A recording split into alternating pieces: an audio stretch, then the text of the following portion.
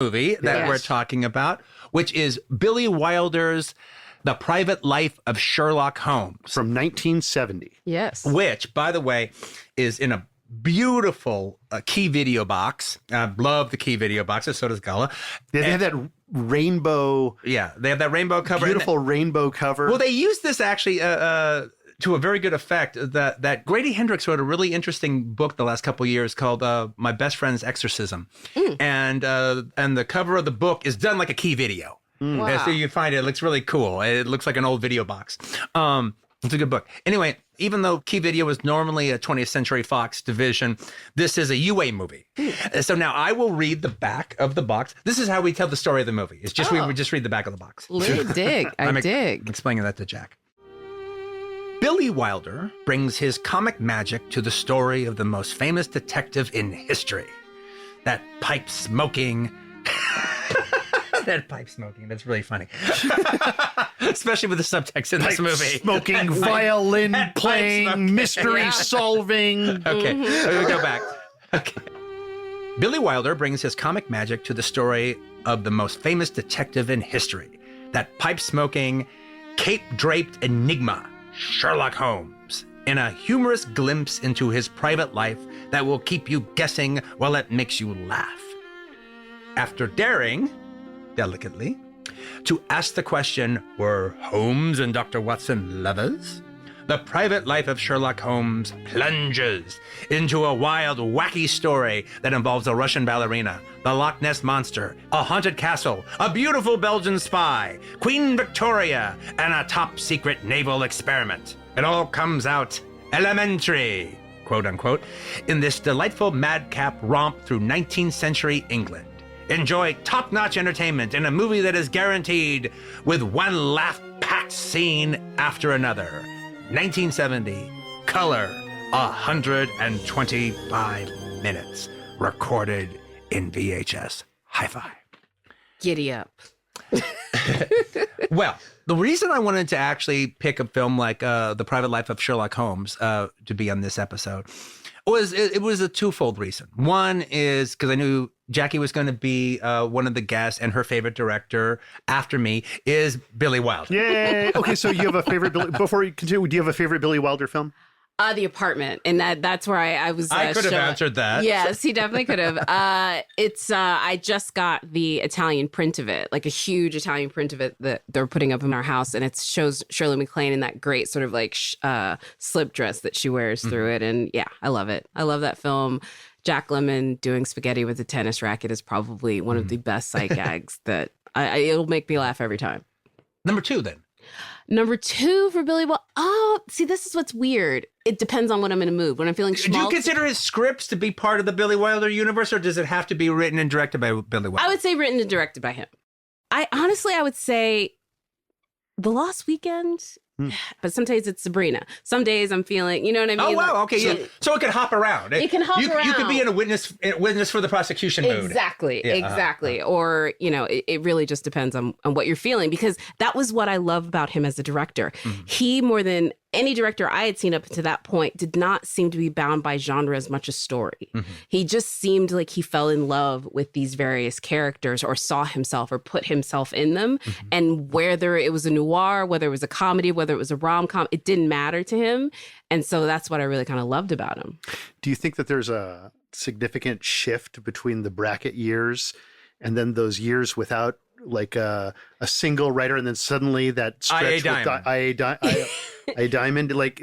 Yeah, I think it was 5 years before this, between his last film. And I do think it was probably him realizing that the stories that he wanted to tell were not going to be available for him within the studio system, because that was the beginning of the shift that Quentin talks about between, you know, old Hollywood and new Hollywood.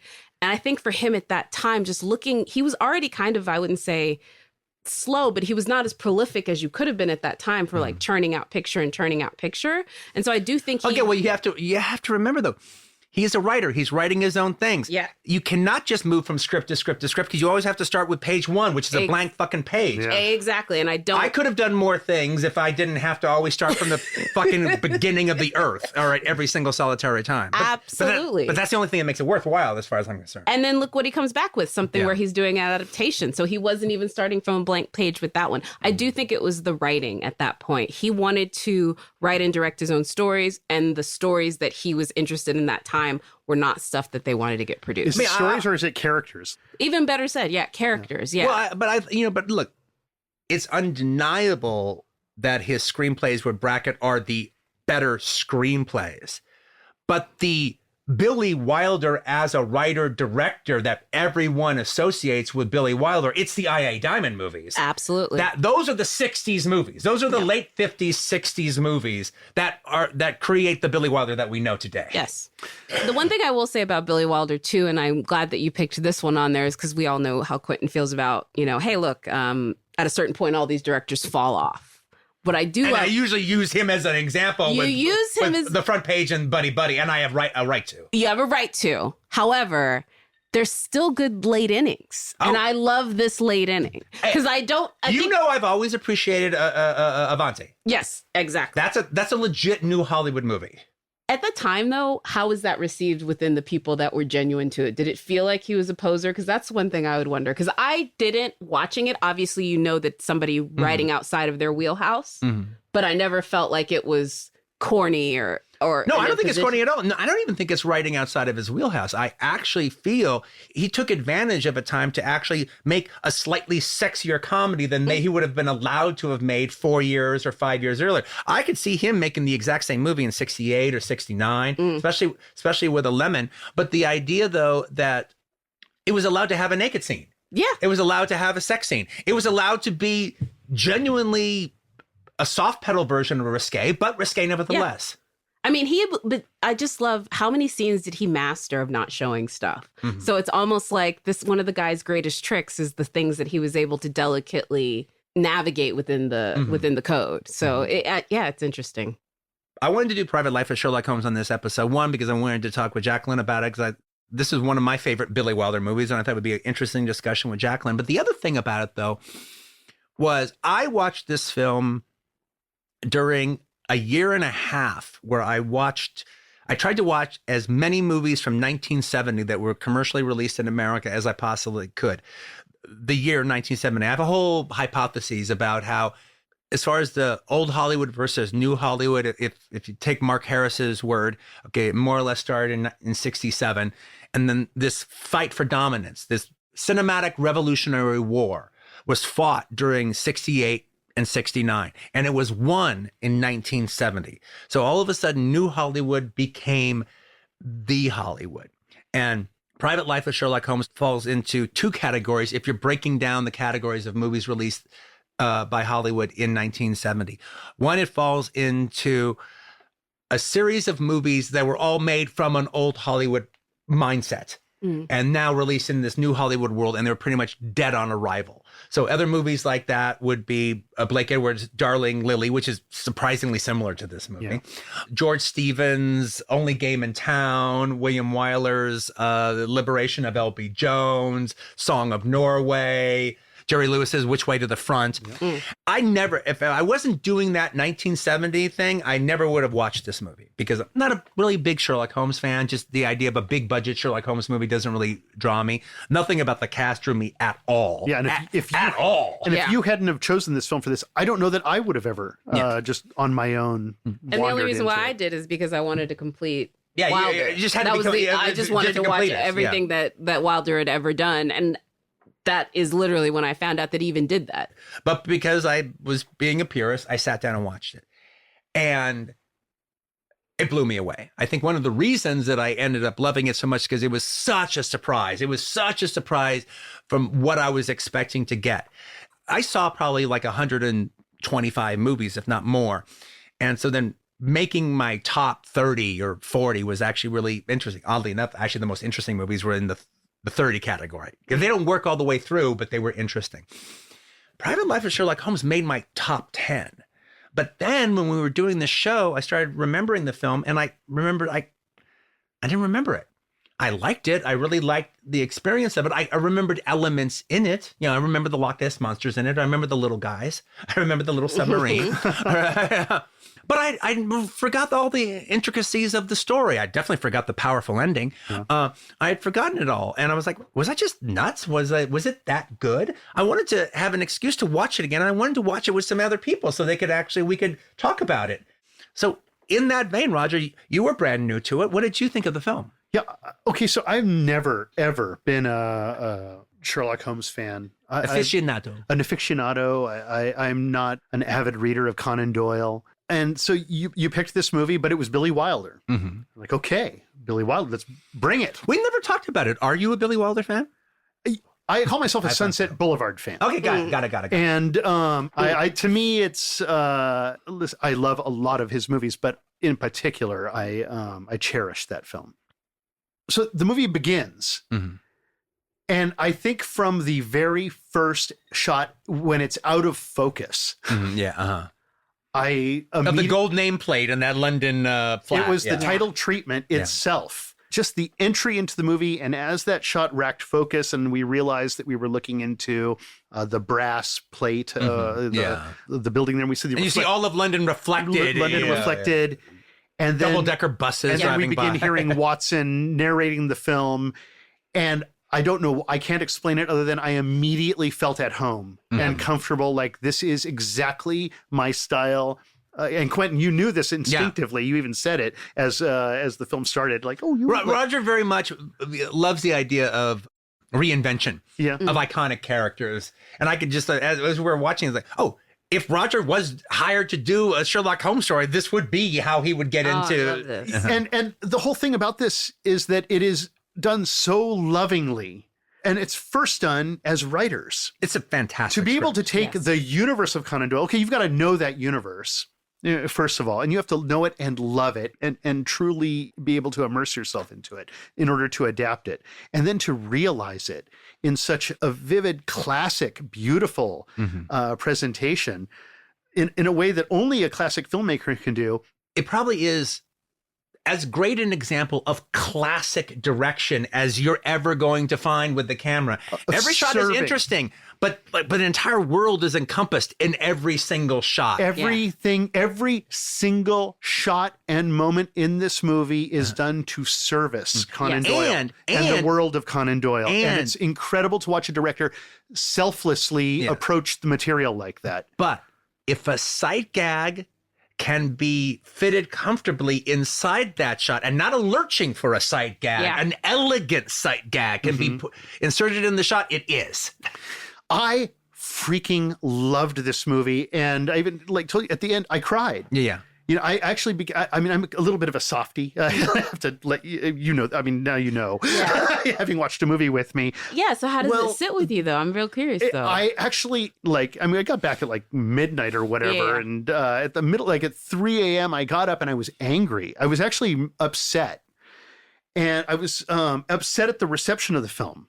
The basic idea of the movie was basically dismissed as just like yesterday's news. It was out of vogue at the time. Yeah. He wasn't doing the style that was hot in the moment. Yeah. And then on top of it all, it's not a very good mystery, was sort of the thing. Hey, it is actually legit for you to be a current critic, and when a movie is absolutely dated on arrival, saying that. Well, it doesn't. It can still be good. No, but it's a movie from 6 years ago. All right. Yeah. That when is there's legit. A cultural shift that has happened that is dramatic. That is actually a legit thing for a critic to say. Well, that is a legit thing, and one of the problems is it happened to Robert Stevens, and I'm not sure that the failure of this movie didn't damage him forever.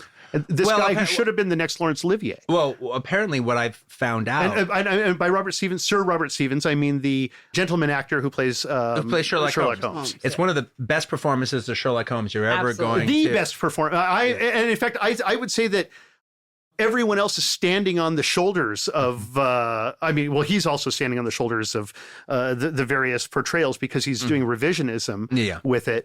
But everything since the show Sherlock, for example, and I think they would even openly admit, yes, of course. I might push back against that just a teeny tiny bit. I'm sure that if you talk to that guy, he would probably say, I love this movie. Not about that, all right? No, but about this being the definitive betrayal. All right. But one of the things that happened when I did a little bit of half-assed research was there's two different accounts of what happened during the course of the making of the movie. At some point, the official talk is that they had to shut down for 2 weeks because he just was overloaded with the character and he was suffering from exhaustion. And so they had to shut down 2 weeks. Okay, that's the official report. The unofficial report is he couldn't handle it and he tried to commit suicide during the making of the movie. Wow. And they shut down for 2 weeks and then he finished it. There is an undeniable aspect that he was married to Maggie Smith at the time. Who left him 3 years later. Yeah. So the only other movie he did after that for a long period of time was the George Cukor movie she did, Travels with My Aunt. After that, after this starring part in this epic, he basically just appeared on a whole lot of British television until he started making like cameo appearances and like The Duelist and stuff like that at the end of the 70s. So this scuttled his entire movie career. And he plays it dark. He plays it absolutely. As funny as he is, he plays the tragedy of Holmes. Oh yeah, no, he's and look, I don't know what kind of actor he is. All I know is that he's a Royal Shakespeare Company guy. Mm-hmm. Yeah. And that he enters into this movie. He is, I think, incredible in the film and brings a great level of compassion to the character. I wanted to add this too, and I'm glad you brought it up about Sherlock, the television show, because that's actually what struck me as someone that had watched the television show a lot, actually, is how much Stephen Moffat probably owes royalties to this entire version. The darkness, the drug, just the way they cast Irene Adler in the new Sherlock with Benedict Cumberbatch is almost exactly the way they cast this tragic heroine in this. The other thing that struck me with this one is how fast and how funny it was. Yeah. Just like how much it did completely move the story and did progress. And the fact that I didn't feel anything was missing from this, and the fact that we know that there was a lot missing from this. It moved like Ken Russell from the 70s was pushing it. Yes. And the fact that there's another version of this with 15 minutes? No, it's like Quentin explained that there was the roadshow thing. This was designed to be a roadshow film. That would have been about 2 hours and 45 minutes. There you go. And the idea of it was meant to be 4 separate, self-contained stories that ended up telling one tale, similar to what the Pulp Fiction was 3 separate stories that ended up telling one tale. There's the wild non sequitur comedy section with the ballerina. Mm-hmm. Then there's the story with the submarine. But then there was 2 other stories that they took out completely. You said maybe the card with the diamonds at the beginning. When you see the card of the diamonds at the beginning, when they're opening up Watson's old case of all of his artifacts, that card plays into one of the 2 stories. I mean, literally, it was meant to be each new story was the case of the curious bride. Yeah. And then they were all worked their way, but with obviously the one with the German spy is like the main story that carries you through the whole film. The other 2 sound literally like they were supposed to be like the ballerina one, which is completely unto itself. Yeah. Yes. And I actually have a theory also, because when we were watching this the other night, we were thinking how complete the film feels and thinking, well, what's missing? And there's nothing really that you would want to add to this. Yeah. It's already a very complete It seems meal. completely complete. Yeah. Complete meal. I did think about something that would have been interesting considering where the 2 leads end at the end of this are Watson and Holmes, is there's elements to the Watson and Holmes relationship that are really tender. The ballerina one casts them in this whole we're not homosexual situation. But I do think before we went into the spy, it would have probably been nice to see the other side of their dynamic, how much Watson saves Holmes and vice versa. And I bet you that's what that story probably showed. Well, I think one of the things, I think the biggest loss from the other 2 stories, is, aside from Wilder's original vision, is in the first half of the movie, it's the only Sherlock Holmes movie where Watson is absolutely a co-lead. He's not supporting. He's an absolute co-lead. But because of the it could even be argued he is the lead. Yeah. Well, he's telling the story. Yeah. But he's not just a sidekick in the first half. And I remember making that case while we were watching the movie.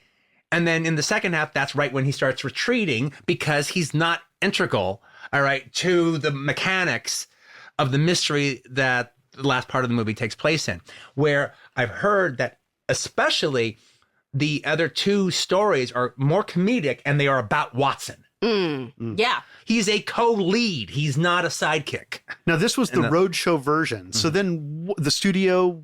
So basically what happened was, well, the studio knew what time it was. It's 1970. It's United Artists. It's 1970. Everything is new Hollywood shit. This is obviously from an old time. Who the fuck are any of these people starring in it? Yeah. And they've just had one flop after another with a bunch of movies made with this older mindset. And some young Turk at the studio's like, Billy who? Yeah. I don't think it was Billy Who, but I think it was just, it was what it was. It's a movie made from a mindset from 1966. Yeah. So they go, okay, look, let's just cut it down, make it a regular movie. We're not going to do the fucking roadshow thing, advance tickets. We're not going to own Radio City Music Hall. Just make it a regular movie. And so they did. But the worst part about it is they destroyed a lot of the footage that happened. Now, as it turns out, though, you can see in the new Blu-ray that came out, they've got a section where they tried to reassemble the missing pieces. So what happens is one of the stories, they don't have the picture, but they have the audio. And so they have the script and they describe maybe some photos and stills. So you can get the whole story. You can get the whole audio of the story with visual aids to help you. I'll be interested to see that. And then the other one, it has all the picture, but none of the sound.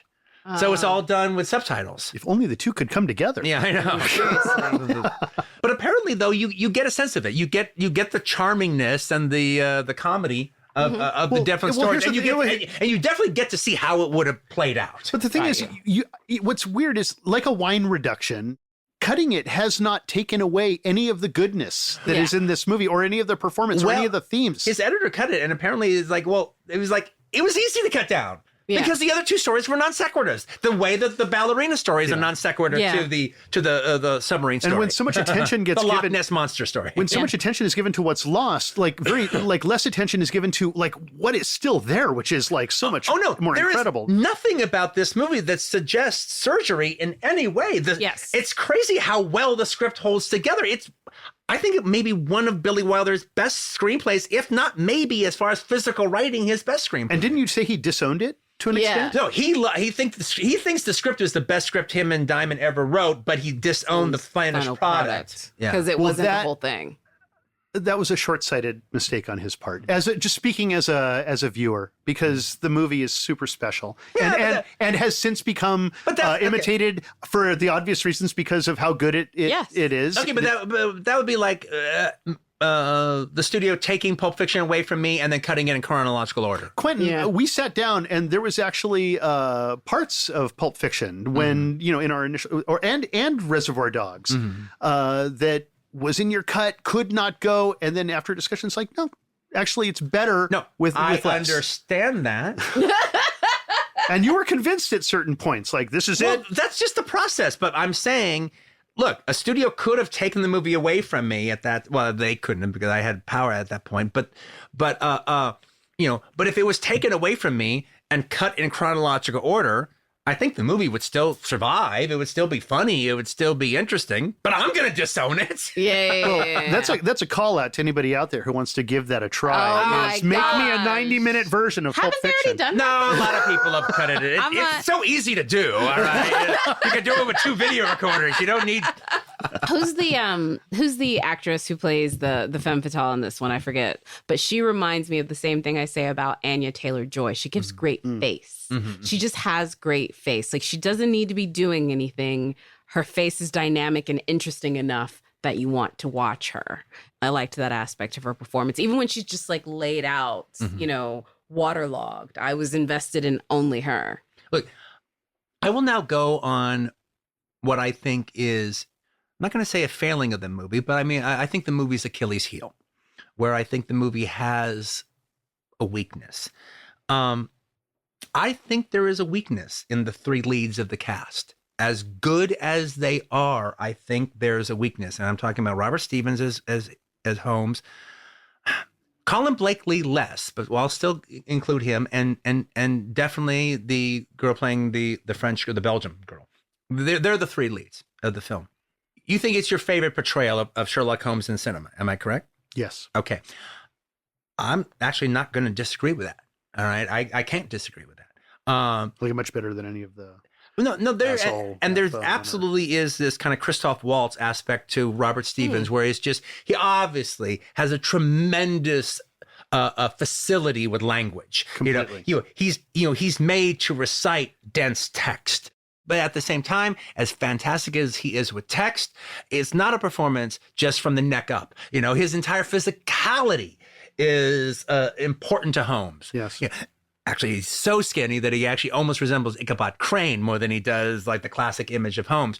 But there is a complete physicality to it. However, I'm just saying, as an interesting counterpoint, I think it is an absolutely magnificent portrayal of Holmes. I'm not sure it's a great performance. As an audience member, I'm not quite as entertained as I would have been with a more entertaining actor playing the role. I think there's a low wattage when it comes to the three performers that I have to say, I don't think would be there if Peter O'Toole was playing Holmes. I think there would be an entertainment factor that's not there. I think there needed to be, with all his braininess, there needed to be a touch of a music hall quality to help sell the comedy even just a little bit more and just to entertain me. I'm not damning them to hell. I think they're exquisite. But Christopher Lee as Mycroft is so motherfucking fantastic, is so amazing. And he has the star power that the three other actors combined do not have. And I think that's an undeniable facet. When Christopher Lee comes in, you're not looking at anybody. Okay, I want to make a case for this, a rebuttal, sure, if we could. The meaning of the title, The Private Life of Sherlock Holmes, is these are the secret diaries. And as we are introduced to Sherlock Holmes in the beginning, he is not 6'4" or however, he's a number of inches shorter. Watson has been exaggerating everything along the way. He's not as smart. He's not as this. He's not as that. Oh, and that's one of my favorite parts about the script is that whole in many ways deconstruction. Correct. And the who Watson is describing is Peter O'Toole. Yeah. If we had Peter O'Toole, then we would have had one of Watson's stories. We would not have had the guy who is not living up to being Peter O'Toole in real life. His brother, on the other hand, is the... I buy your hypotheses 110%. I'm still an audience member sitting in a movie wanting to be entertained. So I think... cried at the end, so I was entertained. Oh, no, I did too, and you know I did. So we're not talking about it ultimately not being effective. I just have this instinct in me that just wants to defend Sir Robert Stevens, and even hearing that he was troubled during the making of the film to the point of committing suicide makes me think he was probably injecting cocaine during the making of it. Makes me think that he immersed himself into character and perhaps even got lost in character. I want to make excuses for the guy. So I'm just going to say I believe that this guy gave himself and serviced himself to the performance. And I think even Billy Wilder looked beyond what is the difference between this movie, Private Life of Sherlock Holmes, and, I don't know, Hound of the Baskervilles. Okay, well, that's where we would have cast Peter O'Toole. Yeah. And I don't know who you would have cast. Who would have you cast as Watson against Peter O'Toole? Just out of curiosity. Oh, I don't know. Frankly, okay, I can't imagine anybody but Colin Blakely now. All right. I mean, I thought he was just so entertaining. To me, he had the star charisma that the other two didn't have. If I had to say who would I rather have seen play Sherlock Holmes, it probably would have been Rex Harrison. Yeah. Because I think Rex Harrison has the exact same facility with language and dialogue that Robert Stevens has, but he has that extra little bit of sleazy movie star charm. There is an austere aspect to the movie. If it errs on the too austere way. Now, I actually appreciate that, and I applaud that. That's why that Russian ballet sequence is so much fun. That's why it's so fucking fun. That's when you get that taste of Ken Russell. It's a big 60s comedy bit. All right. Yeah. I will say too, on the end of that one though, is for folks that haven't seen it, I don't want to spoil it, but the opening sequence paired with the end of this movie is really when I was like, yeah, that's Billy Wilder that can like thread this needle that he places through there, that is like literally at the heart of the sadness in the movie, and that he used it with just this really careful bit of production design and prop work. And the set, I mean, the sets might have been, we just did a whole thing on Moonrakers and was basically auteur with Ken Adams. Yeah. And these almost look like Ken Adams sets. They almost look like parody of Bond sets done in the 19th century. The sets were simply extraordinary. Yeah. Yeah. They were just beautiful. And also the travelogue quality of the movie, that you get to go to the Highlands, that you get to see Victorian England. These are all things that Conan Doyle fans love. They love, to immerse the immersion into the world, less so than the particulars of the, the mystery plot. Well, one of the things that's so impressive about it, and I can see why him and I.A. Diamond maybe like the script the most that they've written, is because it's definitely coming from a literary place, where that's not necessarily where they were coming from in the other things. And Billy Wilder's writing in a different temperature than he normally writes. He's writing a fast-talking, literate British comedy. Yes. And so he's never written where every character is British and everyone has a British accent and everyone's making British little quips all the time. Holmes's 3 pages of dialogue almost every time he talks is perfectly written. Then not only that, he has to actually invent a legitimate Conan Doyle type mystery in order for it to work. Yeah. And it does. All these random elements, they all become clues, and it's going to work into a larger mosaic. And then it does. And when it does, it usually surprises you with its cleverness. Yeah. And I will say again, there's several elements to this big story that were divided up into little smaller stories within the Sherlock. Like literally it's so many of them, from the idyllic to the town that's on the conspiracy because it's just better for them to have a mystery monster. It's all there. And then, but then, like you said, though, it builds to a devastating climax. I mean, and because I don't think you expect the movie to be quite as funny as it is. All right. You wouldn't by looking at the poster. You wouldn't by looking at the video box. And then the fact that it actually ends up being as funny as it is, and then ends with such a gut punch ending. I mean, one of the most exquisite, dramatic, a tender gut punch. Yeah, a tender gut punch. Maybe the most masterful tone change that Wilder's ever pulled off at the for a film I'm actually climax. I'm choking up right now just thinking about it. Actually, it's absolutely, it affected me. And there's tremendous amount of layers of subtext, so it's not exactly what it appears on the surface. All right, it's not necessarily that he was in love per se, even though that is the implication if you just follow the text. But that's not necessarily what has been presented to us, and we do not necessarily take it that way. No, it is in some ways the fact that he's even moved by it is more of the thing I think to mark. Yes. Like the fact that this even affects him in the smallest way, and it's more about what that means for the two men and how they deal with their friendship. Quentin and I, before you arrived, we just popped on the beginning. I asked him to pop on the beginning just so I could watch just the beginning again. Just because I wanted to see the cinematography, like that unpacking of the time capsule that Watson has made that's filled with all of the artifacts, and as they unpack it. And it was just like looking at all of the various things, Holmes's ring with the compass inside of it, and the playing card that we mentioned, and his hat and his pipe. But then they opened up his little pocket watch, and you see her picture inside of it. And when you see that, you don't notice at the beginning, but she means enough to Holmes that he's carried in his watch. Yes. Her picture. That's really special. Like, I love that. Well, but also because the movie's so deep, you actually understand something. I don't think the picture was put there until after her Japanese episode. Yes. Yeah. I think, in fact, I'm positive. Yes, that it was the Japanese episode that made him put a picture of her in the watch. Absolutely. But wow. How deep is a movie that you can actually make a declarative statement like that, and you go, yes, absolutely. Well, no, I mean, but just look at that opening. That's what I was saying. Like that opening has so many careful points of filmmaking, whether it be the picture, whether it be the prop that we haven't really discussed more, but everything from the colors. I think there's a scarf or something that he actually wears. They all show up within the larger story. Yeah, you just realize from the very first shot for me, we're in the safest of hands who are going to carry us through this movie. Exactly.